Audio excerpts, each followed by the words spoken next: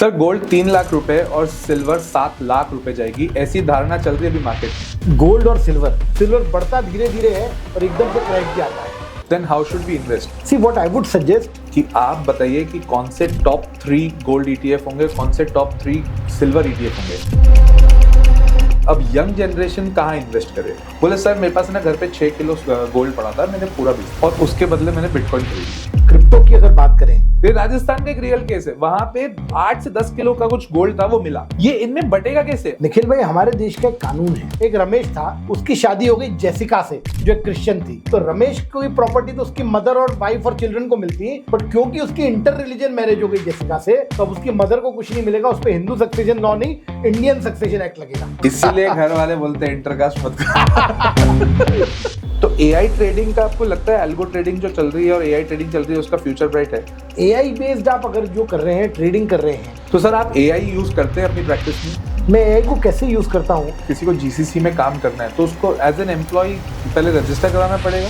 GCC का फंडा ये है, अगर सर CA सिर्फ ऑडिट कर सकता है, बैलेंस शीट बना सकता है, या क्या CA एंटरप्रेन्योर भी बन सकता है? निखिल भाई, चार्टर्ड अकाउंटेंट अब जो है एक ग्लोबल डिग्री हो गई है। पिछले 2-1 साल से आपको क्या लग रहा है, लोगों को फंडिंग क्यों नहीं मिल रही है? 2023 के बाद में बहुत बड़ा फॉल आया है। CA पंकज शाह सर, जो कि सेंट्रल काउंसिल मेंबर है ICAI के, one of the renowned personality in ICAI, जिनसे काफी चर्चा हुई है गोल्ड और सिल्वर को लेके। इनफैक्ट रियल स्टेट में जब हमें पुश्तैनी कोई जमीन जायदाद मिलती है, गोल्ड और सिल्वर मिलता है, उसका ट्रीटमेंट कैसे करना चाहिए, उसको कहाँ इन्वेस्ट करना चाहिए, कैसे इन्वेस्ट करना चाहिए, इसके ऊपर डिटेल बात हुई है। साथ ही साथ आर्टिफिशियल इंटेलिजेंस का एज ऑफ नाउ हमारी लाइफ में कितना इंपॉर्टेंस है और क्या AI आपकी जॉब ले लेगा, इन सब के ऊपर भी बात हुई और स्टार्टअप्स के ऊपर डिटेल चर्चा हुई है। बहुत मजा मुझे भी आया है और मैं जानता हूं कि आपको भी मजा आएगा। मैंने कुछ एपिसोड्स बनाए हैं, don't miss any episodes and let's begin the podcast. Sir gold 3 lakh रुपए और सिल्वर 7 लाख रुपए जाएगी, ऐसी धारणा चल रही है अभी मार्केट में।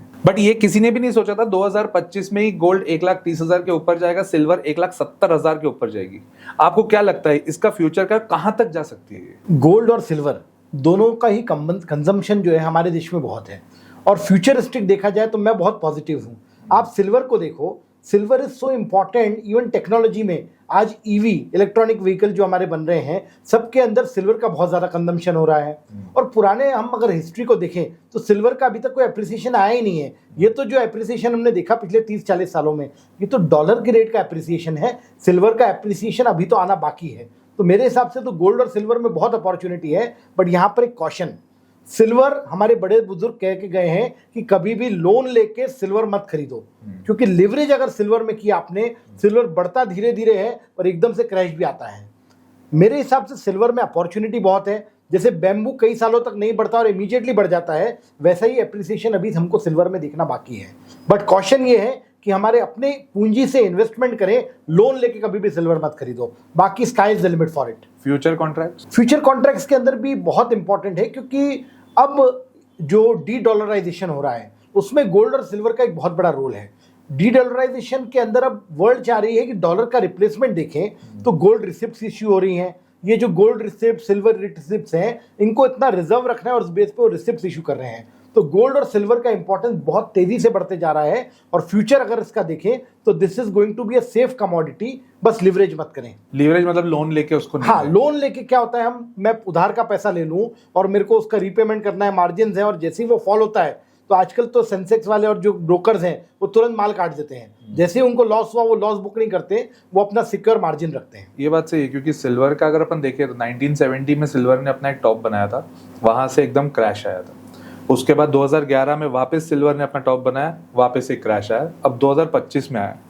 सर कुछ थ्योरीज ये भी चल रही है कि अगर सिल्वर में क्रैश आया तो ये ऐसा क्रैश आएगा जो हमने कभी नहीं देखा होगा। दूसरी थ्योरी मार्केट में ये चल रही है कि अगर सिल्वर ने $53 के ऊपर अगर सस्टेन कर दिया तो ये नया ब्रेकआउट है। रही बात फंडामेंटली भी अगर मैं बात करूँ ना, तो एज ऑफ नाउ जैसे आपने कहा कि सिल्वर में और अभी जो कंजम्पशन है इंडस्ट्रियल पर्पस के लिए जो यूज होता है वो पहले कम होता था, अब बहुत ज्यादा होता है। तो इफेक्टिवली क्या इसको लॉन्ग टर्म के लिए इन्वेस्ट किया जा सकता है? बिल्कुल करना चाहिए। देखिए, पहले हमारा जो सोर्स ऑफ एनर्जी होता था पेट्रोलियम, कोल, इस पर रिलाई करते थे। अब EV इज द फ्यूचर और जितने भी EV और सोलर एनर्जी के अंदर इस टेक्नोलॉजी में सिल्वर का यूज बहुत हो रहा है। तो अब इंडस्ट्रियल यूज के लिए सिल्वर जितना बढ़ेगा, इंडिया में ऐसे भी कंजम्पशन सिल्वर गोल्ड का बहुत है, तो फ्यूचरिस्टिक आउटलुक के हिसाब से हम शॉर्ट टर्म नहीं देखें, लॉन्ग टर्म में definitely this will be a profitable investment. Then how should we invest कैसे करें? या उसको फिजिकली खरीदें, या उसके ETFs या गोल्ड बीज खरीदें, या उसको किसी और फॉर्म में खरीदें? क्या फॉर्म में उसको ऊपर इन्वेस्ट करना चाहिए? सी व्हाट आई वुड सजेस्ट कि हमारे पास एक मिक्स बैग होना चाहिए, थोड़ा फिजिकल भी हो, थोड़ा हमारे पास में थ्रू ETFs हो। आज निपॉन के, HDFC के, एक्सिस के, ये सेफ इन्वेस्टमेंट्स हैं, तो रिलायबल जो ब्रोकिंग हाउसेज या इन्वेस्टमेंट फंड्स हैं उनके अंदर भी इन्वेस्ट करें, कुछ फिजिकल भी रखें। तो it should be that all the bag eggs should not be in single basket. तो आप अलग अलग जगह इन्वेस्ट करके रखें, कुछ फिजिकल रहता है। कई बार क्या होता है कि मार्केट में ट्रेडिंग नहीं हो रही और आपको लिक्विडिटी की इमीडिएटली जरूरत है, तो गोल्ड सिल्वर इतने लिक्विड कमोडिटीज है कि इमीडिएटली आप एनकैश करके अपनी इमरजेंट नीड्स को फुलफिल कर सकते हैं। तो सर, बीइंग चार्टर्ड अकाउंटेंट्स, जैसे आप भी चार्टर्ड अकाउंटेंट, मैं भी हूँ, तो हम लोग से एक्सपेक्ट करते हैं कि आप बताइए कि कौन से टॉप 3 गोल्ड ETF होंगे, कौन से टॉप 3 सिल्वर ETF होंगे, तो आप क्या सजेस्ट करेंगे? जैसा मैंने बताया कि जैसे एक्सिस हुआ या HDFC हुआ, निपॉन हुआ, मेरे हिसाब से तो ये एक सेफ और रिलायबल इन्वेस्टमेंट्स हैं। आपको अगर कोई इस तरीके के नॉलेज हो तो वो भी हम डिस्कस कर सकते हैं। सर, मेरे हिसाब से 3 टॉप जो गोल्ड ETF मुझे लगते हैं वो सेफेस्ट बैंक्स के लगते हैं। नंबर 1 SBI का, सेकंड HDFC ले सकते हैं, third axis. I don't like to go for any of the private institutions because at the end वहाँ पे कहीं ना कहीं there is a slight chance कि वहाँ पे कुछ ना कुछ गड़बड़ हो जाए। और मुझे, क्योंकि जो इन्वेस्टर्स हैं उनको गोल्ड और सिल्वर में डालने का मेन पर्पस ही क्या है कि उनको वहाँ पे सेफ हेवन मिले, तो ऑटोमेटिकली चाहते हैं कि जिसमें रिस्क नेग्लिजिबल हो हम उसमें पैसे डालें। बट आपको क्या लगता है अगले 5 साल सर गोल्ड कहाँ देखते हैं आप, गोल्ड और सिल्वर? लोग तो 3 लाख और 7 लाख बोल रहे हैं, आपके हिसाब से कहाँ तक जा सकते हैं? देखिए, गोल्ड की अगर हम बात करें तो गोल्ड में तो और ज्यादा बुलिश हूँ। आप 4 लाख भी एक्सपेक्ट कर सकते हैं, इट वुड नॉट बी, क्योंकि क्या हो रहा है, यूएस अगर आप देखो, यूएस गोल्ड परचेज कर रहा है और यूएस के डॉलर को डाउन करने के लिए चाइना भी गोल्ड को बहुत ज्यादा परचेज कर रहा है। तो ये तो बिना किसी रिक्वायरमेंट के, हमारे यहाँ तो कंजम्पशन होता है इंडिया में, आज शादी विवाह मंदिर कहीं भी आप देखोगे गोल्ड का बहुत उपयोग है। हम लोग तो गोल्ड की जो है वरख लगा के खा भी जाते हैं।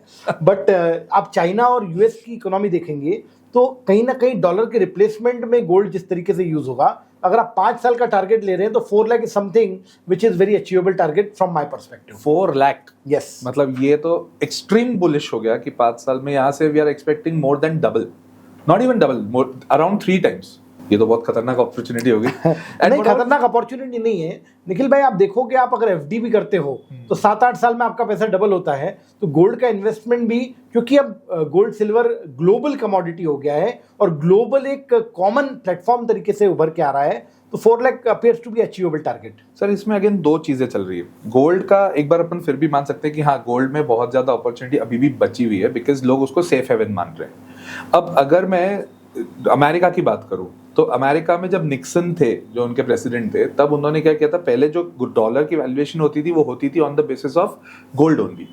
क्योंकि वॉर बहुत चला, इनके सारे गोल्ड रिजर्व्स यूज हो गए, क्योंकि एट द एंड वॉर बिना पैसे से लड़ाई नहीं जा सकता है। कोई भी वॉर हो, इंडिया पाकिस्तान, इजराइल ईरान, कोई भी वॉर हो, बिना पैसे के तो नहीं लड़ सकते। गोल्ड के बिना आप कोई भी वॉर नहीं लड़ सकते। अब इन्होंने क्या किया कि गोल्ड के रिजर्व्स पूरी तरह से यूज कर लिए, अब इनके हो गए रिजर्व्स खत्म। इन्होंने बोला हम डॉलर का वैल्यूएशन गोल्ड के अनुसार रखेंगे ही नहीं, और हम सीधा डॉलर की वैल्यूएशन अमेरिका इकोनॉमी के बेसिस पे करेगा, अमेरिकन इकोनॉमी के बेसिस पे।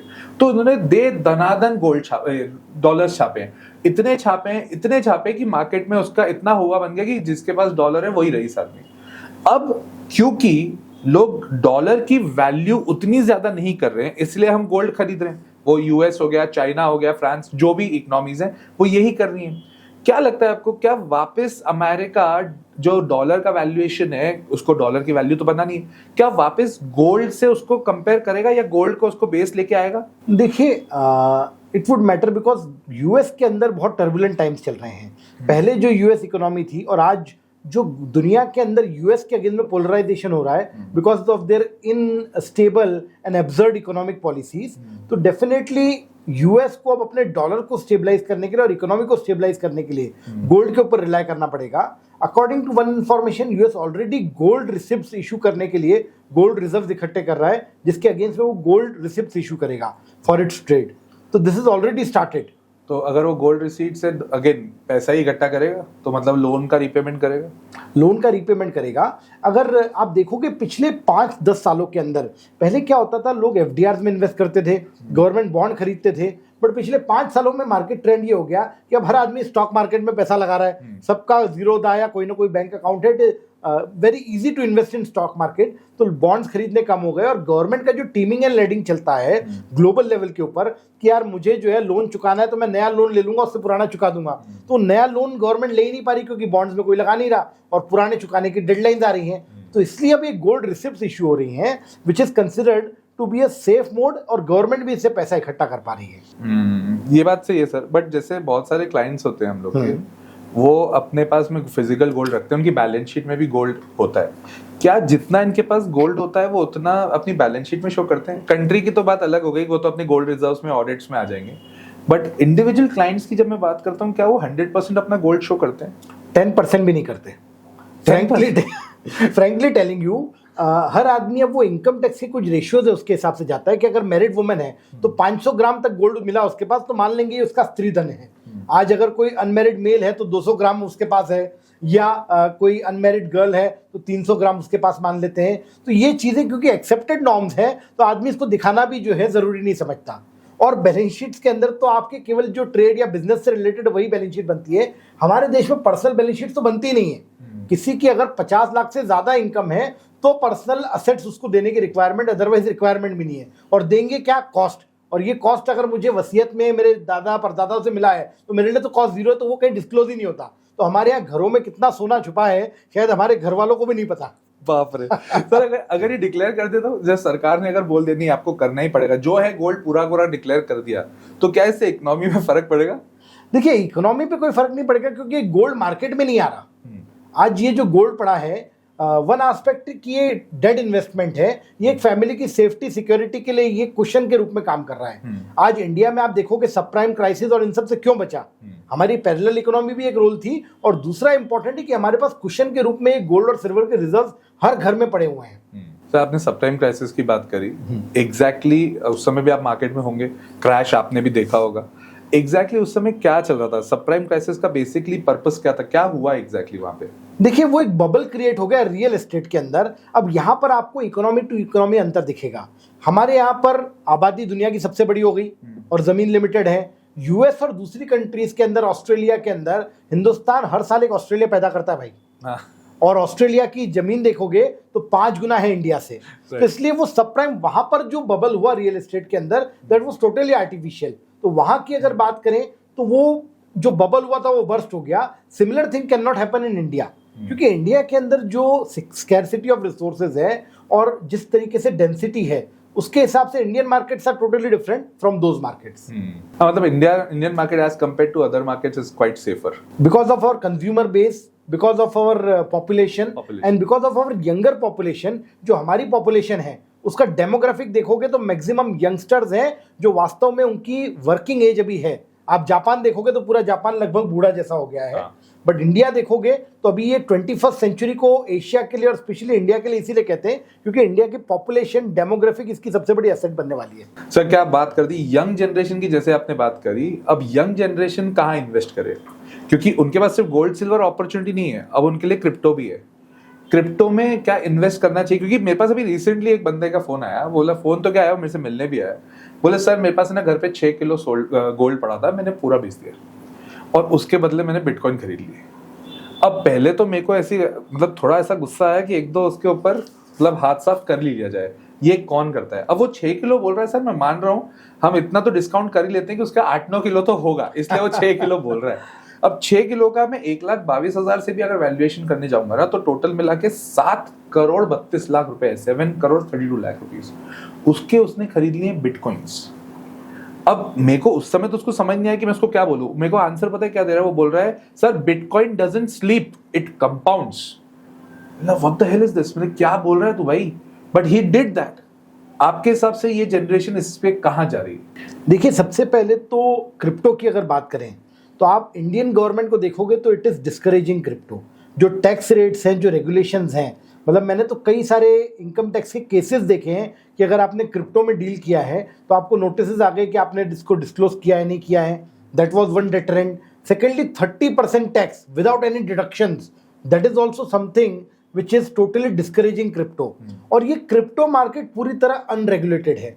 कोई भी रेगुलेटर, आज हमारे यहाँ स्टॉक मार्केट इतना बड़ा है, it is grown like anything, उसके ऊपर सेबी जैसा रेगुलेटर है, बट क्रिप्टो के लिए पूरे वर्ल्ड में कोई रेगुलेटर नहीं है. सारे अच्छे और बुरे सारे काम में क्रिप्टो का यूज हो रहा है. It is acting like for illegal things, gratification, सब में क्रिप्टो का यूज हो रहा है. तो क्रिप्टो ऐसी चीज है, उसके रिस्क है, रिवॉर्ड है, रिटर्न है, डेफिनेटली है, बट अनरेगुलेटेड भी है. अगर फॉल आया तो एक दिन ऐसा आएगा कि पूरे रातों रात आप सब कुछ साफ हो जाओगे. सर ये आया ना, हाँ, लास्ट वीक जो फ्राइडे में आया था, उस दिन जिस दिन आया उसके बाद में आप विश्वास नहीं करेंगे, सोशल मीडिया पे इतने लोगों ने अपनी चीजें प्रेजेंट करी हैं. Some people have actually committed suicide on social media, camera on करके, कि हम लोग ट्रेडिंग से इसमें हार चुके हैं और पूरी तरह से पूरे पैसे खत्म हो गए. उसके बाद में एक जो डेटा आया था, 2000 से ज्यादा लोगों ने सुसाइड किया सिर्फ एक दिन के मूव में. इसीलिए मैं हमेशा ये एडवाइस करूंगा कि आपको अगर करना भी है तो आप अगर 7 करोड़ का गोल्ड बेच रहे हो तो 2 करोड़ क्रिप्टो में लगा दो, जहां तक बियरेबल कैपेसिटी है. बट आप पूरा का पूरा अगर वहां लगा दोगे, it is never advisable. Never put all your eggs in one basket is a golden rule, जो हमने पहले से सीखा है. हमारे घरों में भी देखें हम, तो पहले कुछ गोल्ड रहता है, कुछ हमारे यहाँ पर जो है जमीन रहती है. अलग अलग असेट के अंदर जो है असेट क्लासेस में इन्वेस्ट करते आए हैं, और वही एडवाइजेबल है. इकट्ठा पूरा आप जो है गोल्ड बेच के क्रिप्टो में लगा रहे हो तो हो सकता है आप अरबोपति भी बन जाओ, पर पैसा जितनी आसानी से आता है जाता भी उतनी आसानी से. But invest never recommend. Invest करना चाहिए या नहीं? हाँ, आप पार्ट ऐसा इन्वेस्ट करो जो करके अगर वो पूरा जीरो भी हो जाए तो आपके माथे पे शिकन नहीं आए. डेफिनेटली उतना इन्वेस्ट करना चाहिए. सर एक और चीज चलती है मार्केट में USDT के नाम से, और अभी मेरे भी कुछ क्लाइंट्स हैं जिनको नोटिस आए, उन्होंने USDT में ट्रेड किया, तो एक ट्रेड से दूसरे ट्रेड किया, उन्होंने नॉर्मली ट्रेड किया और बिनांस और जितने भी प्लेटफॉर्म्स है उसके थ्रू ट्रेड किया. अब हुआ ये, बैंक ने उनका अकाउंट फ्रीज कर दिया और बोला कि नहीं, क्योंकि USDT ट्रांजैक्शन है, हमको इसको पूरी तरह से उसको बैन करा हुआ है हम लोगों ने, उसको हम ट्रैक पे करना चाहते हैं. हो ये रहा है, ए ने बी को USDT दिया, बी ने सी को दिया, सी ने डी को दिया, डी ने ई को दिया. अब अगर बी पकड़ा गया तो ये पूरी जो चेन है ना, उसको सबको ये फ्रीज कर रही है. तो ये सर, ये तो फिर गवर्नमेंट पूरी तरह से डिस्करेज कर रही है ना, फिर आदमी कैसे करेगा USDT में ट्रेड? यही इंपॉर्टेंट है सर. USDT अनरेगुलेटेड है. जो रेगुलेटेड हमारे कमोडिटीज हैं या रेगुलेटेड करेंसीज हैं, उसमें सेफ्टी भी है. ये जो भी लोग USDT में ट्रेडिंग या इसके लिए यूज कर रहे हैं, कहीं ना कहीं वो ऑफ द रिकॉर्ड ट्रांजेक्शन हैं, या वो ट्रांजेक्शन ऐसे हैं जो मेन लाइन के अंदर नहीं है. तो ये कभी भी इस तरीके की चीजें हो सकती है, और अगर आप उस तरीके जा रहे हो तो फंसने की संभावना पूरी है. इसलिए ऑलवेज एडवाइजेबल कि आप नॉर्मल फेमा और दूसरे लॉस को कंप्लाई करते हुए ट्रांजेक्शंस करो. हमारा फेमा करंट अकाउंट ट्रांजेक्शन इतने सिंपल हो गए, आप कुछ भी खरीदो, कुछ भी बेचो, आप डॉलर लो, जो भी करो, LRS है, तो कहीं इससे समस्या नहीं आ रही. आप क्यों USDT को यूज कर रहे हो as a currency? That should be avoided. But sir ये बैंकों के पास इतना पावर है कि अकाउंट फ्रीज कर दिया. मतलब मेरे कितने क्लाइंट्स है उनका, क्योंकि वो क्रिप्टो में काम कर रहे थे, ईमानदारी से मैं भी उनको बोलता हूँ, नहीं भाई तुम मत करो, क्योंकि क्रिप्टो इंडिया में रेगुलेटेड नहीं है. मैं खुद भी नहीं करता हूँ, मेरे चैनल पे कहीं पे भी क्रिप्टो के ऊपर हम बात नहीं करते हैं. रीजन बहुत सिंपल है, जब तक वो इंडियन गवर्नमेंट ही लीगल नहीं कर रही है, उसको अपन किस तरह से यूज करें. बट फिर भी वो लोग कर लेते हैं. अब अकाउंट फ्रीज हो गया तो क्या बैंक के पास पावर है कि वो अकाउंट फ्रीज कर दें? देखिए, रिजर्व बैंक ऑफ इंडिया हमारा एक बहुत स्ट्रांग रेगुलेटर है, और RBI के पास जिस तरीके के वाइड पावर्स हैं, बैंक उनसे पावर डेलीगेट करके इस तरीके से अकाउंट फ्रीज कर रहा है. कल को जाके अगर आप कोर्ट में चैलेंज करते हो तो हो सकता है वो अकाउंट रिलीज भी कर दें, बट वहां पर फिर बैंकों के ऊपर जो गाज गिरनी थी उससे बैंक बच जाएगा. तो banks will always play safe and will try to deter account freeze करेगी. आप लिटिगेशन करके कोर्ट जाके खुलवा के ले आओ. बट बॉटम लाइन इज कि पूरा का पूरा बहुत ज्यादा अमाउंट क्रिप्टोज में नहीं डालें, उतना डालें जितना आप रिस्क सहन कर सकते हैं. अगर वो जीरो भी हो गया तो आपके सर पे शिकस्त. जो भी डाल रहे हो, मान लो वो डूब गया पैसा, ऐसा समझ के डालोगे तो आपको अच्छा रिटर्न मिलेगा. और तीसरा, USDT अवॉइड ही करें. बिल्कुल. बट सर एक चीज है, बीच में केस आया था एक, मतलब मेरे तो क्लाइंट नहीं थे, मैंने भी सुना ही था वो केस. बहुत मजेदार केस था. पुरानी हवेलियां जितने अभी भी लोगों के पास है, वहां पे पुरानी हवेली में खुफिया कमरे होते ही होते हैं. बिल्कुल. अभी एक रिसेंटली केस आया जिसमें एक पुरानी हवेली थी, वहां पे एक खुफिया कमरा था. उस खुफिया कमरे में एक खजाने जैसा वो बक्सा था, और उसमें से करीब 8 से 10 किलो गोल्ड निकला. सर ये जब स्टोरी मैंने सुनी, मेरे को लगा यार ये कोई फेरी टेल है जो मैं सुन रहा हूँ, जो बचपन की कहानी है. बट ये रियल केस है, ये राजस्थान का एक रियल केस है. वहां पे 10 किलो, 8 से 10 किलो का कुछ गोल्ड था, वो मिला. अब मेरा क्वेश्चन ये है, ये हवेली जिनके नाम पे थी या जिनके नाम पे है, ये इनमें बटेगा कैसे? अब गोल्ड तो मिल गया उनके कमरे से, ये किस में बटेगा, कैसे बटेगा? निखिल भाई, हमारे देश का एक कानून है कि अगर 100 साल पुराना कोई खजाना किसी को मिलता है तो भारत सरकार उसको जब्त कर सकती है। आपको गवर्नमेंट को डिक्लेयर करना पड़ेगा। एंटीक्स एंड ट्रेजर्स का एक लॉ है हमारे देश में बहुत पुराना, तो ये एंटीक्स और ट्रेजर्स का? Yes, okay. There is a specific law. उस लॉ के अंतर्गत आपको अगर कोई भी 100 साल से पुराना खजाना मिलता है तो आपको गवर्नमेंट को उसको डिस्क्लोज करना पड़ेगा। अब उसके एंटीक वैल्यू को अगर आप हटा के उसको नॉर्मल गोल्ड की तरफ सेल करने जाएंगे तो हमारे देश में कोई भी एसेट आप सेल कर रहे हो तो वो कहाँ से आई थी, उसका सोर्स बताना जरूरी है। अगर सोर्स नहीं बताया तो there is 78% tax on that. 78? Yes. मतलब 10 किलो सोना आएगा तो 8 किलो तो गया। खाया पिया कुछ नहीं, गिलास थोड़ा बाहर आना। नहीं सर, वो मतलब वो सोचो उस परिवार के दिमाग की कंडीशन क्या होगी। बोले मेरे यहाँ पे 10 किलो, फिर सर वो तो शो ही नहीं करेगा। शो नहीं करेगा, और गोल्ड कोई शो करता भी नहीं है। अगर आप हमारे देश में देखोगे तो हमने पहले भी डिस्कस किया कि किसी की बैलेंस शीट में आपको गोल्ड नहीं मिलेगा। बट हाँ, हमारे यहाँ जो इनकम टैक्स लॉ है वो परमिट करता है कि अगर कभी सर्च सीजर हो जाए और किसी फीमेल मैरिड लेडी के पास आधा किलो तक सोना मिले तो वो एक्सेप्टेबल रहता है। तो अब घर में जितने सदस्य हैं आप उनका सारी मैरिड लेडीज का आधा आधा किलो मान लो, और जितने मेल हैं 200 ग्राम उनका मान लो, अनमैरिड डॉटर्स का 300 ग्राम मान लो। तो ऐसे 2-5 किलो सोना तो हम ऐसे एक्सप्लेन कर सकते हैं। 10 किलो में से 2-5 किलो तो हम मान लिए। बट सर इसमें मतलब बहुत खुफिया बात ये लग रही है मेरे को, मतलब इनफैक्ट बहुत इंटरेस्टिंग बात ये लग रही है, अगर ये सच में केस हुआ है 78% तो सर टैक्स कोई नहीं भर रहा, ये तो बहुत क्लियर है, या तो वो डिस्क्लोज ही नहीं करेंगे। सेकेंडली, अगर वो डिस्क्लोज नहीं कर रहे हैं और अगर वो अपने प्रॉपर्टी लोगों में बांटना चाह रहे हैं तो क्या वो फैमिली के लिए कोई लॉ है या किसी पर्टिकुलर स्टैंडर्ड में उसको डिवाइड करना है, या वो अपने हिसाब से डिवाइड कर सकते हैं? देखिए, इसकी ओनरशिप किसकी उस पर डिपेंड करता है। हवेली में मिला ना सर? हवेली में मिला तो हवेली में जो भी सीनियर मोस्ट पर्सन रहेगा हमारे फैमिली का, वो आप उसकी संपत्ति है मान लो, क्योंकि उसको सक्सेशन में मिली है। उसके बाद ये इंटरस्टेट बढ़ती है। अगर कोई व्यक्ति के बाद जा रहा है, जब तक वो सीनियर मोस्ट व्यक्ति है, उसको उसके पुरखों का सोना है या उसके पूर्वजों का है तो उसके पास आ जाएगा। एक बहुत बढ़िया इसमें मैं आपको बताऊंगा, पुश्तैनी संपत्ति या पुश्तैनी जायदाद। पहले हमारे यहाँ पिक्चरें बनती थी कि यार किसी ने अपने पिताजी की मर्जी से बिना शादी कर ली तो बोले मैं तेरे को जायदाद से बेदखल कर दूंगा, बोले आप नहीं कर सकते, मैं आपको कोर्ट में घसीट लूंगा। बट अब 1956 के बाद कानून बदल गया है। अब अगर मेरे दादाजी का मकान मेरे पिताजी को मिला है तो वो जो चाहे उसका कर सकते हैं, वो उनकी इंडिविजुअल कैपेसिटी के अंदर आया है। वो चाहे तो मुझे दें, वो चाहे तो अपने किसी सर्वेंट को दे दें, किसी को भी दे सकते हैं। तो वो पुश्तैनी संपत्ति वाला जो कंसेप्ट है वो यहाँ पर नहीं रहा। वो केवल एचयूएफ एक हमारा जो कंसेप्ट होता है फैमिली प्रॉपर्टी, उसी में है, बाकी में ऐसा कोई कंसेप्ट नहीं है। तो ये गोल्ड जो मिलेगा, अगर ये फैमिली का है तो फैमिली को इसको एचयूएफ का मान के सब में बांट दो, जितने मेंबर्स हैं सब में इक्वली बढ़ जाएगा। That is one way of distributing it. या जो भी सीनियर मोस्ट मेंबर है उनकी प्रॉपर्टी मान लेंगे और वो अपने विल के थ्रू सबको डिस्ट्रीब्यूट कर सकते हैं। अगर विल है हाँ तो कोई दिक्कत नहीं है। विल नहीं है, विल अगर किसी व्यक्ति की नहीं है, और अब हमारे यहाँ हर रिलीजन के अलग लॉज हैं, पर्सनल लॉज हैं। कोई हिंदू मेल अगर बिना विल बनाया जाता है तो उसके ऊपर हिंदू सक्सेशन एक्ट लगता है, जिसके हिसाब से इंटरस्टेट सक्सेशन में अगर एक व्यक्ति जा रहा है तो उसकी प्रॉपर्टी के अलग अलग हिस्से होंगे। क्लास 1 लीगल हेयर्स को मिलते हैं पहले। क्लास 1 लीगल हेयर कौन? तो मेरे क्लास 1 लीगल हेयर में मेरी मम्मी, वाइफ और बच्चे आएंगे। पापा क्लास 1 लीगल हेयर नहीं है। अच्छा सर, इसको थोड़ा और इलैबोरेट करेंगे? बिल्कुल ठीक है। देखिए, मैं या कोई भी हिंदू मेल की अगर डेथ होती है बिना विल बनाए तो उसकी प्रॉपर्टी इंटरस्टेट बढ़ती है, मतलब उसकी मदर, वाइफ और बच्चे ये क्लास 1 लीगल हेयर हैं। और ऐसे अगर फिर बेटा नहीं है तो बेटे की वाइफ, उसके बच्चे, इस तरीके से 16 क्लास 1 लीगल हेयर्स होते हैं। तो मेरे प्राइमरी जो बेनिफिशियरी होते हैं वो मदर, वाइफ एंड चिल्ड्रन। अब अगर इनमें से कोई भी नहीं है फिर पापा का नंबर आता है, फिर प्रॉपर्टी पापा को मिलेगी। अगर वो भी नहीं है, किसी ने शादी नहीं करी और उसके पेरेंट्स नहीं है, तो फिर उसके पिताजी के रिश्तेदार, वो भी नहीं है तो मम्मी के रिश्तेदार, और वो भी नहीं है तो जिसका कोई नहीं होता उसके लिए भारत सरकार होती है, उसकी पूरी प्रॉपर्टी भारत सरकार को चली जाएगी। बाप रे बाप, ये तब जब वसीयत नहीं है। यस। बट सर, इंडिया में कितने लोग बनाते होंगे अपनी वसीयत? देखिए, बहुत कम लोग बना रहे हैं वसीयत। और आपको मैं बताऊं 76% सिविल डिस्प्यूट्स प्रॉपर्टी रिलेटेड है, क्योंकि प्रॉपर सक्सेशन प्लानिंग नहीं हुई। अभी मीडिएशन का रिकॉर्ड देखा था, 46,000 केसेस में 41,503 केसेस ऐसे हैं जहां पर सिविल और प्रॉपर्टी के डिस्प्यूट्स है, क्योंकि कोई प्रॉपर वसीयत नहीं थी।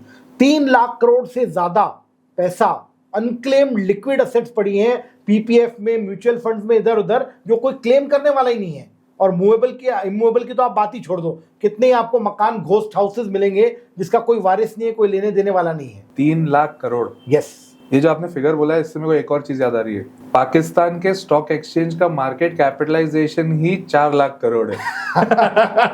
और मेरे बहुत कंजर्वेटिव एस्टिमेट बताए मैंने आपको। अभी आपने 3 लाख करोड़ बोला, मतलब इतना तो हमारे पास पैसा, जितना वो पूरा टाइम ट्रेड कर रहे हैं ना, उतना तो हमारा पैसा ऐसे गायब है, हमको जरूरत ही नहीं वो है। कहते हैं ना, आज उतनी मिली है महखाने में जितनी हम छोड़ दिया करते थे पैमाने में। That is amazing. सर, ये डेटा जैसे आपने रिसर्च किए हुए हैं इसके ऊपर, या इस पे आपकी प्रैक्टिस चलती है, आप इस पे ही? देखिए, सक्सेशन प्लानिंग एक बहुत इंपॉर्टेंट टॉपिक है और फैमिली बिजनेसेस, सक्सेशन प्लानिंग, इस पे रिसर्च भी बहुत की है। I am an expert on this. आज हमारे देश में देखें तो family businesses 80% investment family business office से जा रही है। Right. आपको पता है, सेठ मानिकचंद जैन सन 1600 के अंदर हमारे देश में थे। उनको टाइटल दिया था जगत सेठ का। पूरी दुनिया का जो सेठ है वो हमारे इंडिया का था। जगत सेठ 200-300 सालों तक मुर्शिदाबाद के सेठ थे, जो मुगल्स को फाइनेंस करते थे, फॉरेनर्स को फाइनेंस करते थे। तो जगत सेठ भी हमारे देश से हुआ करते थे। ऐसे ही सोने की चिड़िया नहीं कहते हमें। बात तो सही है, बट सर एक बात इसमें खटकती है, वो ये है कि लोग फिर विल क्यों नहीं बना रहे हैं? देखिए, अवेयरनेस की कमी है, अदरवाइज विल बनाना तो बहुत ज़्यादा ज़रूरी है। अगर विल नहीं बनाया तो वो प्रॉपर्टी उसको चली जाएगी जो शायद हम देना भी नहीं चाहते थे। हमारे देश में जिसने सेवा की उसको मेवा मिलना चाहिए। मेरे पास 3-4 रियल लाइफ केसेस ऐसे हैं जहां पर अगर शायद विल बनी होती तो बहुत फर्क पड़ जाता। एक सुनीता जी थी, उनका केस मैं आपसे डिस्कस करना चाहूँगा। वो उनके हस्बैंड की डेथ के बाद अपनी सिस्टर के बच्चों के साथ रही। हस्बैंड की डेथ के 20 साल बाद तक उन्होंने जॉब किया और उनकी 3-4 करोड़ की वेल्थ हो गई थी। जब उनकी डेथ हुई, कोई विल नहीं बनी थी, वो अपने बहन के बच्चों के साथ रहती थी और सब कुछ उनको देना चाहती थी। बट उनका एक बदमाश देवर था, वो आ गया बाद में कि भाभी की प्रॉपर्टी मुझे दो। उन्होंने बोला, यार हमारी मौसी जी थी, हमारे लिए छोड़ के गई है। उसने केस किया और पूरी प्रॉपर्टी वो ले गया। क्यों? क्योंकि हस्बैंड के रिश्तेदारों को मिलता है, पेरेंट्स का नंबर भी उसके बाद आता है। हमारे यहाँ के सक्सेशन लॉज इतने कॉम्प्लिकेटेड हैं कि अगर आपने विल नहीं बनाई तो शायद देना किसी को चाहते हो, चले किसी और को जाएगा। तो ये जैसे आपने क्लास 1 में बताया कि अगर सपोज ए है, वो ए के मॉम। अब हमारे यहाँ डिफरेंस ये है, मेल के लिए तो मॉम, वाइफ एंड चिल्ड्रन, और फीमेल के लिए हस्बैंड एंड चिल्ड्रन। फीमेल के पेरेंट्स को कुछ भी नहीं मिलता क्लास 1 में। और फीमेल के जो हस्बैंड है उनके पेरेंट्स को भी नहीं मिलता। उनको भी अगर हस्बैंड और बच्चे नहीं है तो जाएगा, अदरवाइज कुछ नहीं मिलेगा। बाप रे बाप। हमारे यहाँ विल और सक्सेशन लॉज जो है बहुत इंटरेस्टिंग है, बहुत इंपॉर्टेंट है। मैं आपको 2-3 चीजें बताता हूँ, आपको आश्चर्य होगा। अगर किसी व्यक्ति ने विल बनाई और उसके जीवन की सबसे बड़ी घटना हो गई, क्या होती है सबसे बड़ी घटना? डेथ। नहीं, फिर शादी। ओह। अगर किसी ने विल बनाई और उसकी शादी हो गई तो उसकी विल इनवैलिड हो जाती है। शादी के बाद आपको नई विल बनाना जरूरी है।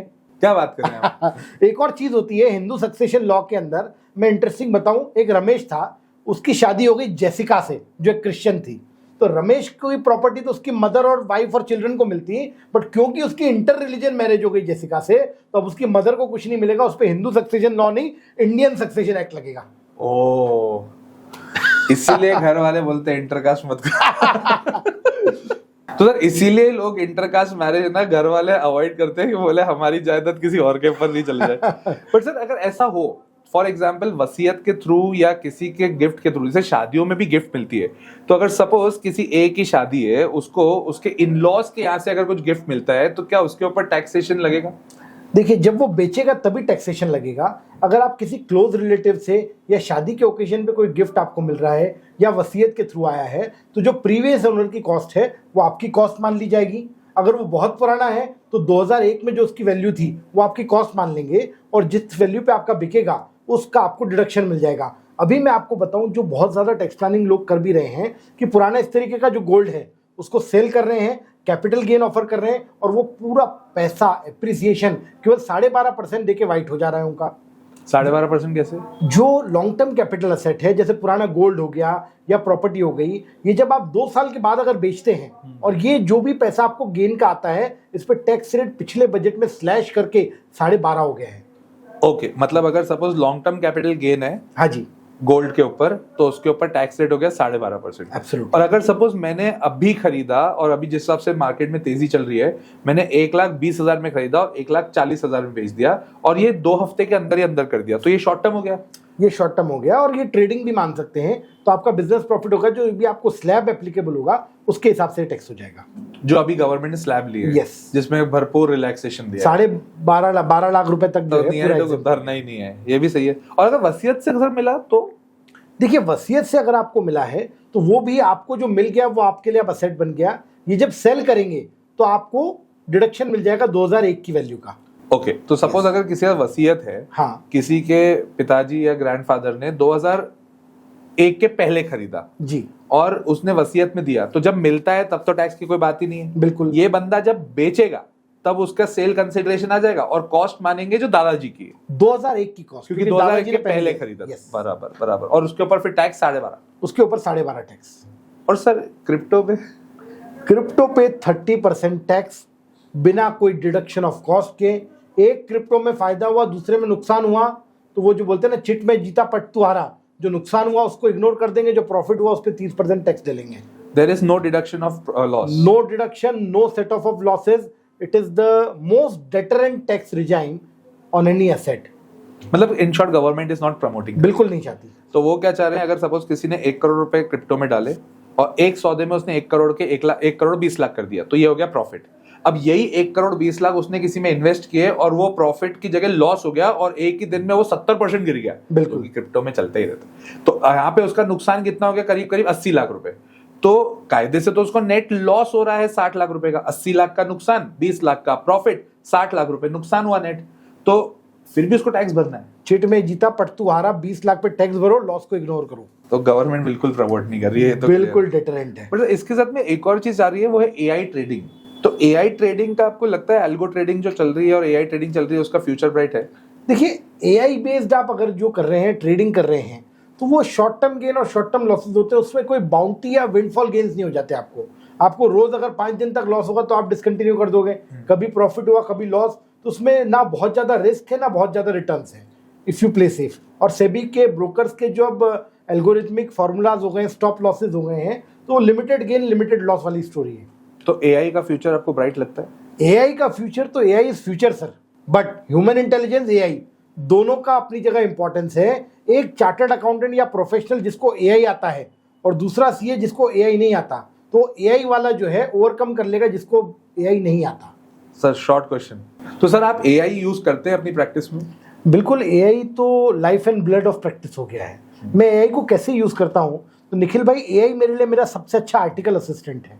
आर्टिकल है? हाँ, मैं एआई को अपना असिस्टेंट आर्टिकल मानता हूँ, जिसके काम को मैं रिव्यू करता ही करता हूँ। एआई और ह्यूमन इंटेलिजेंस में मेरा अगर आप पर्सपेक्टिव सुनोगे, तो एक बार मैंने एआई पे लिखा कि यार I want to see pirated films, तो उसने बोल दिया sorry it is against our policy, we do not give you link to pirated links. फिर मैंने उससे दूसरा क्वेश्चन पूछा, I am a very honest person, I never watch any pirated films, so which link I should not click, और उसने पूरी list दे दी। बाप रे। सर ये प्रॉम्प्ट इंजीनियरिंग का एक प्रो लेवल बता दिया आपने। मतलब एआई से ये पूछो कि मैं कुछ गलत काम कर रहा हूं, तो वो बोलेगा नहीं तेरे को गलत काम नहीं करना है। तो एआई से पूछे कि हमें कौन से गलत काम नहीं करना है वो बता दे, तो वो बता देगा। That is amazing. So sir you use different kind of tools in AI? Yes, artificial intelligence tools में जो लिटिगेशन और वैल्यूएशन की प्रैक्टिस करता हूँ मेनली, उसमें अगर मुझे रिसर्च करनी है तो Grok is a very good tool for research. Chat GPT, this is good for drafting के अंदर उसका यूज रेगुलरली कर ही रहा हूँ। प्रेजेंटेशंस के लिए मैं गामा का यूज़ करता हूँ। गामा बहुत ही ब्यूटीफुल टूल है, एआई टूल। और नैपकिन विम्सिकल डायग्राम्स के लिए और इन्फोग्राफिक्स के लिए यूज़ करता हूँ। तो ये 4 टूल्स मेरे लिए बहुत यूज़फुल हैं। इससे जो आउटपुट आता है और जो प्रेजेंटेशन, वैल्यूएशन रिपोर्ट्स, वो प्रेजेंटेशन से वो प्रो लेवल हो जाता है। तो व्हाट इज कंटेंट अच्छा है और उसको जब प्रेजेंट अच्छा करो तो सोने पे सुहागा बन जाता है। जैसे आपने कहा कि आप जितने एआई यूज करते हो एक तरह का आपका आर्टिकल असिस्टेंट है। एग्जैक्टली। तो सर ये फिर एआई हम लोग अपने सीए कोर्स में इंक्लूड क्यों नहीं कर रहे हैं? सीए इंस्टीट्यूट एआई को लेके बहुत सजग है। यू वोंट बिलीव, 25 करोड़ रुपए का बजट मिनिमम एआई के लिए हमने इंस्टीट्यूट लेवल पे रखा है। 30,000 chartered accountants have been made AI enabled right now. जो एआई की हमारी 3 दिन की बैच होती है आईसीआई की, एआई इन आईसीआई कमिटी है, वो बैच में एक्सीलेंट रिजल्ट्स हैं। जो हो सकता है आईआईटी बॉम्बे 2 लाख रुपए में सिखा रहा है वो 5,000 रुपए में हम सिखा रहे हैं। और अब स्टूडेंट लेवल पे हमने ऑरा के कुछ कोर्सेज लॉन्च किए बोर्ड ऑफ स्टडीज ने। ऑरा इज बेसिकली जिसमें आप स्टूडेंट्स को 500 रुपए में 2 दिन की एआई ट्रेनिंग दे रहे हैं। हम लोगों का ये मिशन है कि चार्टर्ड अकाउंटेंट स्टूडेंट जितना सीखेगा एआई वो अपने ऑफिसेज में भी हेल्प करेगा, स्टडी में भी हेल्प करेगा। आज स्टडीज के लिए मैं नोटबुक एलएम को बहुत यूज करता हूँ। कोई भी प्रेजेंटेशन है, वीडियोज हैं, मैं उसके माइंड मैप्स बनवा लेता हूँ, उससे स्टडी करता हूँ। This helps me in litigation, research, everywhere. तो मतलब ये इनफैक्ट हम सीए के कोर्स में इंक्लूड नहीं कर रहे हैं, बट इसको एडिशनल कोर्सेज के हिसाब से एटलीस्ट चार्टर्ड अकाउंटेंट्स को इक्विप बन रहे हैं। एब्सोल्युटली। बट सर एक क्वेश्चन जो गूगल पे बहुत ट्रेंडिंग होता है, वो नॉर्मली सबके लिए होता है, बट मैं सीए के लिए उसको इंक्लूड करता हूँ। वो क्वेश्चन ये है, will AI take your jobs? So ये चार्टर्ड अकाउंटेंट्स के लिए मैं क्वेश्चन पूछता हूँ, क्या एआई आने से चार्टर्ड अकाउंटेंट्स की जॉब कम हो जाएगी? ये क्वेश्चन बार बार आता रहता है और इसका मैं बेस्ट एग्जांपल दूं। 1949 में आईसीएआई बना, चार्टर्ड अकाउंटेंट इंस्टीट्यूट। उस समय कैलकुलेटर आया तो लोगों ने बोला अरे कैलकुलेटर आ गया, अब सीए क्या करेगा? बट हमारी प्रैक्टिस ग्रो हुई। फिर 1980s में कंप्यूटर आया, लोगों ने बोला अरे कंप्यूटर आ गया, अब सीए क्या करेगा? बट इट बिकेम अ बून। अब जब एआई आया है तो फिर वही प्रश्न आया है। तो अकॉर्डिंग टू मी एआई और चार्टर्ड अकाउंटेंट मिलकर एक ऐसा लेथल कॉम्बिनेशन मिलेगा where growth potential will be unlocked, unleashed. So इससे हमको खतरा नहीं है, बट इसको अडॉप्ट कर लेंगे तो जिन्होंने इसको अडॉप्ट नहीं किया डेफिनेटली वो इवॉपरेट हो जाएंगे। बट इसको यूज करके जो सिनर्जी इफेक्ट क्रिएट होंगे, chartered accountants and every professional will do Marvels wonders. That means if AI is there and you are not incorporating AI in your system, in that situation you can be out of the market. बिल्कुल। इसको अगर कुछ शब्दों में कहें तो बचकर रहना इस दुनिया की परछाई से। लोग यहाँ पहाड़ भी बना देते हैं राई से। बनना है तो बहता हुआ जल बनो, क्योंकि ठहरा हुआ जल ढक जाता है अपनी इकाई से। वाह sir, well said actually.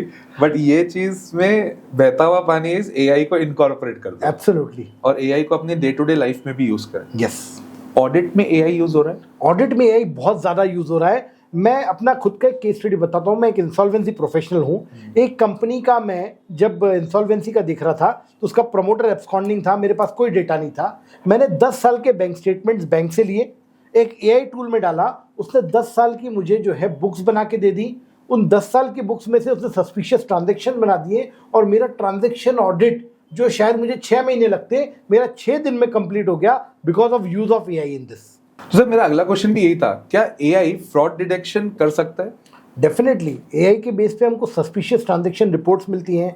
Even income tax department project insight में एआई के बेस पे ट्रांजैक्शन निकाल रहा है जहाँ पर टैक्स इवेजन हो रहे हैं। तो फ्रॉड डिटेक्शन के अंदर एआई से बढ़िया कोई चीज़ नहीं है सर। फ्यूचर में सारा fraud detection, stock market fraud, सब कुछ एआई के थ्रू होगा। अच्छा, तो अगर सपोज एआई से कोई बैलेंस शीट बन के आई और या एआई ने ऑडिट कर ली उस बैलेंस शीट की, so as a CA can we trust that? मैंने जैसे बोला मेरा आर्टिकल है वो, मुझे तो उसका काम रिव्यू करना ही करना है। अच्छा, तो बिना रिव्यू के वो काम नहीं होगा? डेफिनेटली। सर आउटसोर्सिंग की जो जॉब्स और जॉब अपॉर्चुनिटीज हैं अभी मार्केट में, उसके अभी जिस हिसाब से डोनाल्ड ट्रम्प के अलग अलग इश्यूज चल रहे हैं, एक अभी H1B वीजा के ऊपर उन्होंने अपना हथकंडा लगा दिया। बोला कि पहले तो सर न्यूज आई, जो लोग अमेरिका में H1B वीजा के लिए जा रहे हैं उनका $1 लाख का वो फीस लेगा। क्या डोनाल्ड ट्रम्प है? अगले ही मोमेंट उसने बोला जो लोग नए आ रहे हैं उनका 1 लाख लगेगा, पुरानों का सेम ही लगेगा। तो ये तो हमारे लिए एक सेटबैक है। देखिए सेटबैक नहीं है, मैं आपको बताऊं, अभी ग्लोबल कैपेबिलिटी सेंटर्स का कंसेप्ट इवॉल्व हो रहा है, जीसीसीज। क्या हो रहा है, फॉरेन में जो काम मुझे हो रहा था, आज मैं आपको रियल लाइफ केस बताऊं। एक हमारी आउटसोर्सिंग कंपनी है, वो यूएस में जो काम के $200 पर आवर लगते हैं, वही चीज़ हम $40 में बिल कर रहे हैं, where our margin is very significant. तो ये बिलिंग के बाद भी आप देखिए कितना बड़ा डिफरेंस है, और $200 में उनको यूएस में वो क्वालिटी नहीं मिलती जो इंडिया से $40 में मिल रही है। अब आउटसोर्सिंग के 2 मॉडल हैं, COCO, basically company own, company operated, company own, partner operated. ये जो बड़ी जीसीसीज हैं, ग्लोबल कैपेबिलिटी सेंटर। अब अगर मैं किसी को फ्रीलांसर को आउटसोर्सिंग का काम दूंगा और ये जीसीसीज को काम दूंगा, इसका डिफरेंस मैं आपको बताता हूं। आप किसी भी ढाबे में जाके दाल तड़का खा लो, और वहीं आप ताज होटल के अंदर पूरे हिंदुस्तान में कहीं भी दाल तड़का खाओ, आपको हर ढाबे का टेस्ट अलग मिलेगा। बट किसी भी ताज होटल में आप चले जाओ पूरे हिंदुस्तान में, सब जगह सेम रेसिपी, सेम स्टैंडर्ड का दाल तड़का आपको मिलेगा।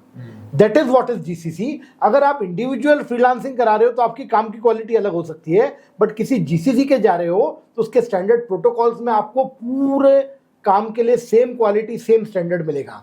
1800 जीसीसी इंडिया में है, जिसमें लगभग 15 लाख लोग काम कर रहे हैं। और जब ये ट्रम्प के सामने बात आई, ये जो डेवलपमेंट्स हो रहे हैं, पहले उसने 1 लाख किया, फिर बाद में कम किया, वो इसलिए क्योंकि वहां के इंडस्ट्री ने बोल दिया कि सर आपको जो करना है करो, हमारा सर्वाइवल ही नहीं हो सकता बिना इंडिया से सर्विसेज लिए। So Indian people have made themselves indispensable, be it outsourcing, be it accounting, be it FP&A, anywhere. तो ये जो आप कह रहे हैं, अगर सपोज किसी को जीसीसी में काम करना है तो उसको एज एन एम्प्लॉय पहले रजिस्टर कराना पड़ेगा? देखिए, जीसीसीज के अंदर आपको एक ट्रेनिंग मिलेगी। आज जीसीसीज पूरे हिंदुस्तान में बहुत सारे खुल गए हैं। Ahmedabad is a big zone, और इंदौर, भोपाल, बड़ौदा, ये सब सिटीज भी बहुत ज़्यादा डिमांड में है। क्यों? जीसीसी का फंडा ये है, अगर कोई भी फॉरेन जीसीसी इंडिया में इन्वेस्ट कर रहा है, वो सिटी कैसे सिलेक्ट करेगा? जिस सिटी में $1 पर स्क्वायर फीट से कम मंथली रेंटल है, वो उनके लिए अट्रैक्टिव है। आज 90 रुपए स्क्वायर फीट से कम में इंदौर में बहुत सारी प्रॉपर्टीज आपको मिल जाएगी। So that becomes attractive for them. और आप इंदौर की बात कर रहे हो, खंडवा, खरगोन, बुरहानपुर, जावरा, ये जो बहुत छोटी छोटी प्लेसेस हैं, जावरा में 10 चार्टर्ड अकाउंटेंट मिलकर हांगकांग की आउटसोर्सिंग का काम कर रहे हैं। हांगकांग की? यस। तो ये फिर कैसे करें? फॉर एग्जांपल, एक नया चार्टर्ड अकाउंटेंट है, अभी रिसेंटली उसने अपना काम चालू किया है और उसको जीसीसी से इनकॉर्पोरेट होना है, तो वो कैसे करेगा? देखिए, पहले तो उसको किसी जीसीसी के पास में काम करना चाहिए, एक ट्रेनिंग ले।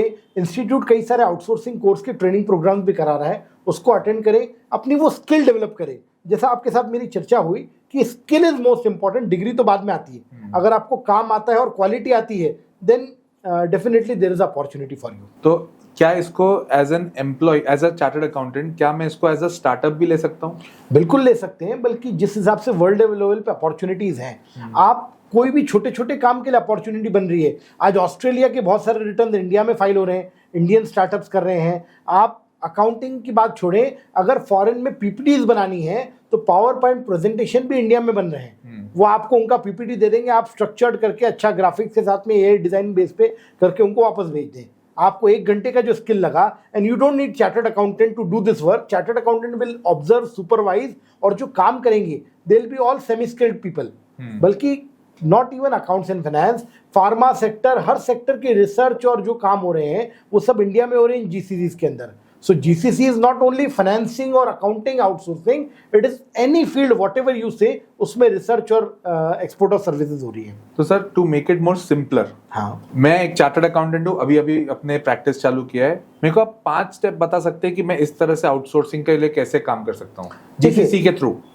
आउटसोर्सिंग के लिए काम अगर मुझे करना है तो पहले तो मुझे ट्रेनिंग लेनी पड़ेगी जीरो, जोहो और जो भी क्विक बुक, ये जो अकाउंटिंग सॉफ्टवेयर्स हैं जो अब्रॉड में यूज हो रहे हैं, फॉरेन टैक्स लॉज, इनका नॉलेज लेना पड़ेगा। ये कहाँ से मिलेगा?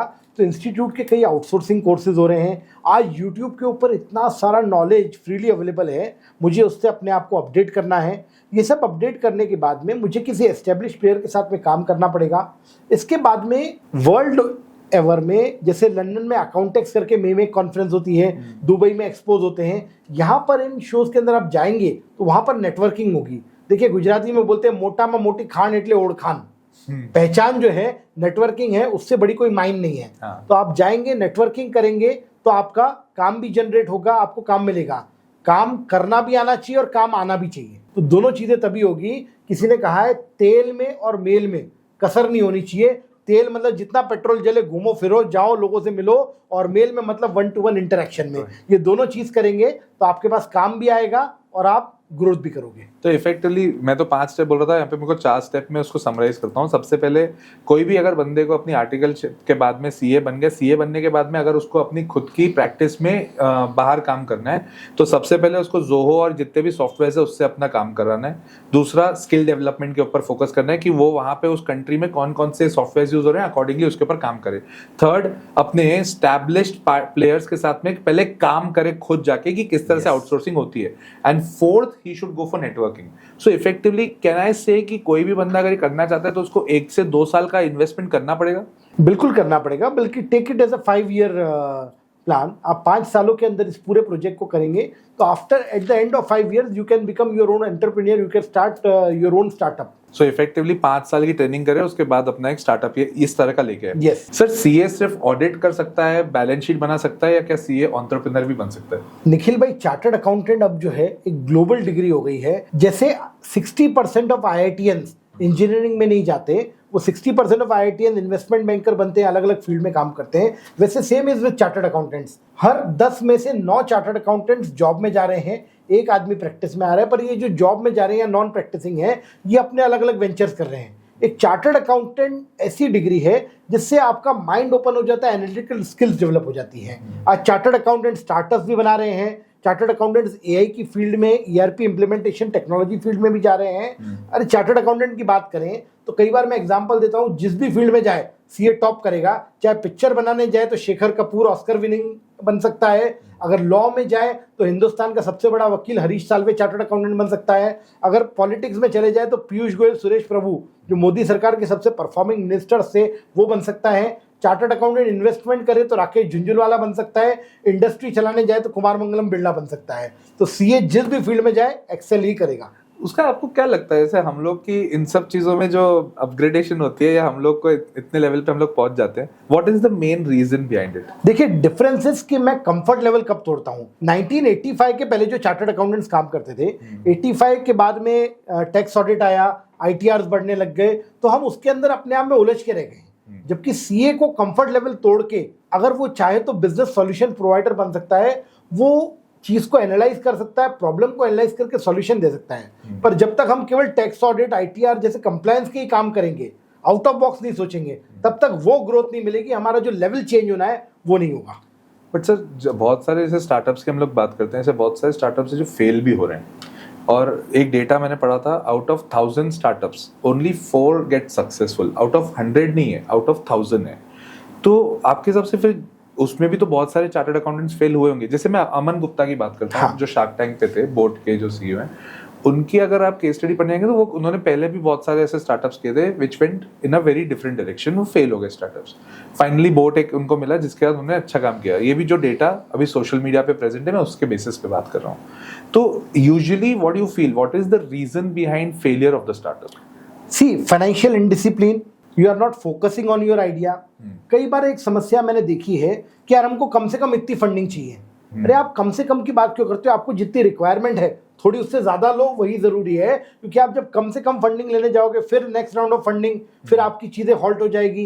एक बार ऑलरेडी फंडिंग ले चुके हो तो एक तो फाइनेंशियल डिसिप्लिन, सेकंड अपने आइडिया पे फोकस करना, तीसरा जहां पर भी एक्सपर्ट्स की रिक्वायरमेंट है आप वहां एक्सपर्ट्स की रिक्वायरमेंट ले, उससे फर्क पड़ेगा। चौथा, आपका आइडिया जो है वो टेम्पर नहीं होना चाहिए, वो बहुत ज्यादा इन्फ्लुएंस इन्वेस्टर्स से नहीं होना चाहिए।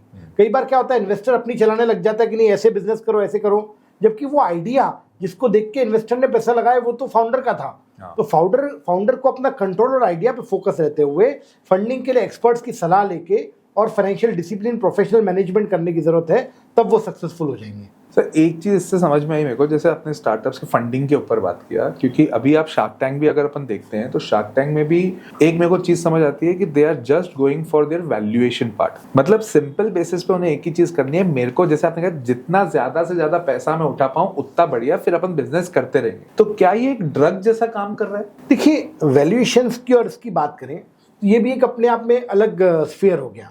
आज जब कोई स्टार्टअप शुरू होता है तो उसके वैल्यूएशंस कुछ तो भी अनाप शनाप लोग बताने लगते हैं, जबकि वैल्यूएशन की 3 अप्रोच होते हैं। या तो मेरी फ्यूचर इनकम में एस्टिमेट करूं, उसके बेस पे वैल्यूएशन निकालूं, या मेरे पास कुछ जो ऑलरेडी इन्वेस्टमेंट लग चुका है उस तरीके से करूं।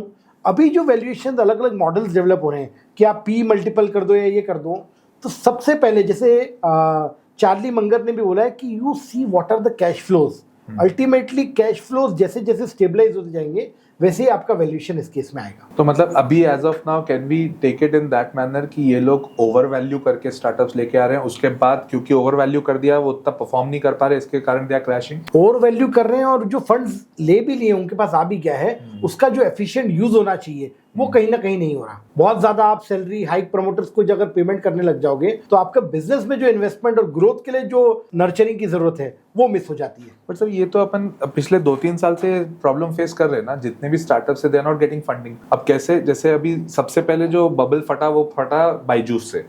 अब बायजूस को जो राउंड 1 राउंड 2 जितनी भी फंडिंग मिल गई, एक बार जैसे उसकी फंडिंग रोकी गई and they started crashing it out. तो मेरे को ये याद है सर 2020 21 22 में मैंने कुछ चीजें सोशल मीडिया पे ट्वीट कर दी थी, और वो ट्वीट ऐसे करी थी कि मेरे हिसाब से बायजूस फेल हो जाएगा। और जैसे ही मैंने ये डाला उसके बाद बायजूस ने विराट कोहली को ब्रांड एम्बेसडर साइन कर दिया। तो लोगों ने मेरे को बहुत सुनाया, बोले कैसी बातें कर रहा है, ये तो एकदम रॉकेट हो रहा है और तू बोल रहा है कि ये फेल हो जाएगा। तो आई वाज लाइक, मैं खुद भी डर गया, मैंने कहा यार ये क्या हो गया, मैं गलत तो नहीं बोल रहा हूँ कुछ। फिर मैंने और एनालाइज किया, बिकॉज मेरे को लगता है कि प्रोडक्ट उनका जो था वो इतना फ्रूटफुल नहीं लग रहा था मेरे को एट दैट टाइम। आज की तारीख में मुझे आइडिया नहीं। सेकेंडली मैंने बाद में 2-3 महीने बाद एक और वापस ट्वीट डाला कि मेरे हिसाब से 100% ही जाने वाला है, ये कोई बहुत ज्यादा सस्टेन नहीं कर पाएगा। यू वोंट बिलीव, उसके बाद इंडियन क्रिकेट टीम की जर्सी को उन्होंने स्पॉन्सर कर दिया। मैंने जो सुना है सोशल मीडिया पे मतलब इतनी फटकार मेरे को किसी ने नहीं लगा जितनी सोशल मीडिया में लगी। फिर भी आई वाज लाइक, मेरे को कहीं कहीं डर लग रहा था मैं गलत तो नहीं बोल रहा हूँ। और मेरा लास्ट जो एक लेवल था जहां पर मैंने बोला अब तो क्लियरली दिख रहा है, क्योंकि सर बैलेंस शीट भी कुछ शो हो रही है, बैलेंस शीट में रियलिटी 100% चलिए आप शो नहीं कर पा रहे, बट कुछ तो हमें भी तो दिख रहा है। मैंने वापस लास्ट ट्वीट किया कि जो मेरा लास्ट ट्वीट था कि मिला नहीं यार मेरे को लग रहा है कि खत्म हो जाएगा। सर मेसी को लिया इन्होंने एज अ ब्रांड एम्बेसडर। फिर मेरे को लगा मैं कुछ गलत बोल रहा हूँ। उसके 3 महीने के बाद एक न्यूज आई कि बायजूस को उसकी जो फंड्स थे जो इन्वेस्टर से मिलने वाले थे वो रिलीज नहीं हुए, और वहां से जो डाउनफॉल आया, देन पीपल स्टार्टेड प्रेजिंग मी कि तू पहले 6-7 महीने से बोल रहा है ये चीज कि ये क्रैश कर जाएगा, लोग नहीं मान रहे थे और अब इसको मानने लगे। तो जब ये चीज समझ में आई ना, तो मेरे को अपने चार्टर्ड अकाउंटेंट होने पे भी एक जगह कहीं ना कहीं प्राउड आया कि भाई साहब हमें पता है कि हम देख पा रहे विजन क्या है। हम लोग जो है एज ए चार्टर्ड अकाउंटेंट हम लोग फिगर्स और फाइनेंशियल्स को देखते हैं, ना कि ग्लैमर को। अब बायजूस ने क्या किया आप देखो कि पहले विराट कोहली को लाया, उसके बाद में मेसी को लाया, इंडियन टीम की जर्सी स्पॉन्सर की। ये सब जो उसने किया ये ग्लैमर के लिए एक आर्टिफिशियल जो है पर्दा, एक मृग तृष्णा क्रिएट कर दी, जिसकी वजह उसके बजाय अगर वो अपने बिजनेस पे ध्यान देता ये सब फाइनेंशियल इनडिसिप्लिन के मुकाबले, तो शायद वो सस्टेन कर जाता।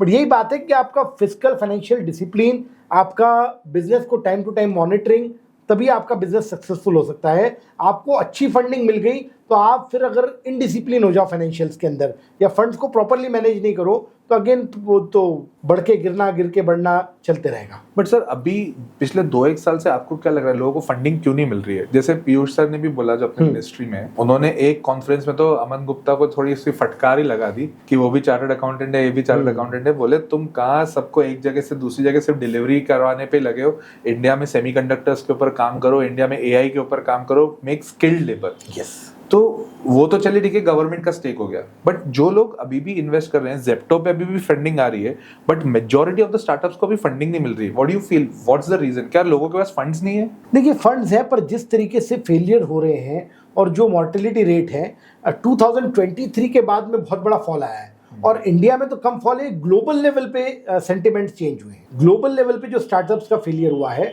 उसकी वजह से इंडिया में तो अभी भी बेटर है। और इंडिया में क्या होता है, हर आदमी के पास अपने फंड्स भी हैं, आइडियाज़ भी है, क्वेश्चन भी है, और हम लोग उस लेवल के जो रॉकेट वाले हैं, जो यूनिकॉर्न बना देते हैं, वो कम एक्सपेक्टेशन है। आदमी को पता है कि यार मेरा बिजनेस इतने फंड्स चाहिए और इस लेवल पे जाना है, तो हो सकता है सुपर सक्सेसफुल नहीं हो पर एक लेवल पे सपोर्ट हो जाता है।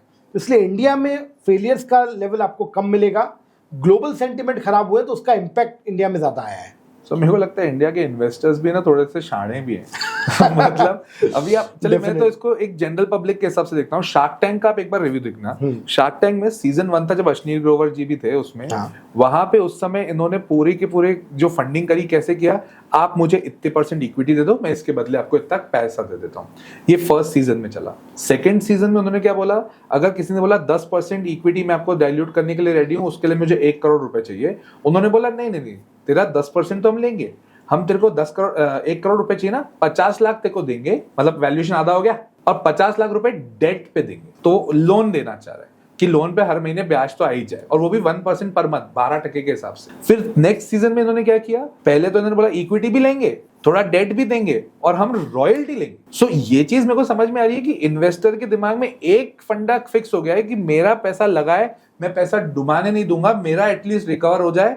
अब सोचिए, अगर सपोज किसी ने बोला मैं 10% का या चलो 5% की रॉयल्टी में लेना चाहता हूं टर्नओवर की, किसी ने 1 करोड़ रुपए लगाया, तो वो तो सिर्फ यही चाहता है कि इसका टर्नओवर 20 करोड़ पहुंच जाए, 5% की इसकी रॉयल्टी बन जाएगी, एक बार 1 करोड़ रुपए निकल गए तो इसका इन्वेस्टमेंट हो गया फ्री। लॉन्ग टर्म अगर आप देखोगे, आप नेगोशिएशन लॉन्ग टर्म अगर करो और अगर वो दोनों के लिए विन विन नहीं है तो वो बिजनेस और आइडिया दोनों फेल होगा।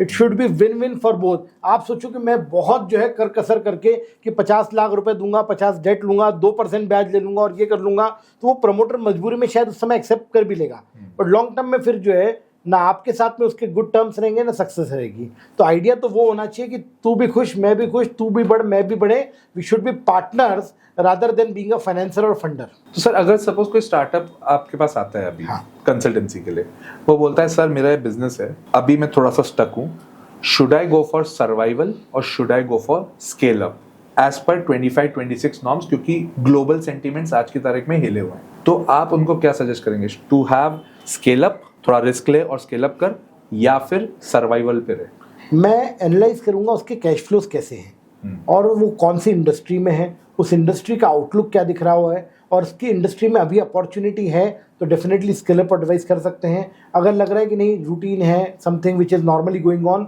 तो फिर उसमें पहले कैश फ्लोज को स्टेबलाइज करने के बाद ही मैं एडवाइस करूंगा for going to next round. Okay, तो basically we'll be focusing on cash flows. Yes, कि तू पहले अपनी बैलेंस शीट सुधार ले और प्रॉपर्ली एक स्टेबिलिटी पे काम कर, then you go for scale up. That means we will be working more on survival first and then scale up के लिए हम बाद में समझें। Yes. क्योंकि अगर उसको क्वेश्चन ही है कि सर्वाइवल या स्केल अप, मतलब वो सर्वाइवल के ऊपर ज्यादा इंक्लाइंड होगा। जिंदा रहेंगे, जान है तो जहान है। ये बात सही है।